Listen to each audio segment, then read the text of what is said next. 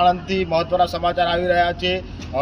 Vasad railway track ઉપરથી જેવી રીતે બાળકીની લાશ મળી હતી ત્યારબાદ પોલીસે સીસીટીવીના તપાસના આધારે જે તપાસ શરૂ કરી હતી। ત્યારબાદ કરમસદના એક ગામ પાસે એ વ્યક્તિ સુરેશભાઈ પરમાર નામના વ્યક્તિને પકડવામાં આવ્યો હતો। ત્યારબાદ એનું એન્કાઉન્ટર થયાના સમાચાર પ્રાપ્ત થઈ રહ્યા છે। જેવી રીતે એને એન્કાઉન્ટર થયું છે, સમગ્ર પોલીસના તપાસ બાદ એવું જાણવા મળ્યું કે એને વોમિટિંગની ફરિયાદ હતી। ત્યારબાદ પોલીસે એને ઊભી રાખી અને દવાખાને લઈ જવાનો પ્રયત્ન કર્યો હતો, પણ તેને પોલીસ પર ચપ્પાથી હુમલો કર્યો અને 2 પોલીસ ઘાયલ થયા હતા। ત્યારબાદ પોલીસે એને એન્કાઉન્ટરમાં ઠાર કર્યો છે અને ત્યારબાદ સમગ્ર ઘટના હવે પોલીસના જે પ્રેસ કોન્ફરન્સ છે એ બાદ જ ખબર પડશે। પણ જેવી રીતે બાળકીની લાશ રેલવે ટ્રેક ઉપરથી વાસદથી મળી હતી અને જેવી રીતે સીસીટીવીમાં સુરેશ પરમાર નામનો વ્યક્તિ દેખાયો હતો અને જેવી રીતે દુષ્કર્મ કર્યાની ફરિયાદ પોલીસ દ્વારા નોંધવામાં આવી હતી અને જેવી રીતે એને એન્કાઉન્ટર થયું છે, સમગ્ર મામલો હવે પોલીસ પ્રેસ કોન્ફરન્સમાં જ ખબર પડશે। હાલ હવે જોવાનું રહ્યું કે આ એન્કાઉન્ટર માટે જેવી રીતે થયું છે તો ખરેખર આવું થવું જોઈએ કે નહીં, એ સમગ્ર સવાલ હવે જનતા તમે કોમેન્ટ બોક્સમાં જણાવો।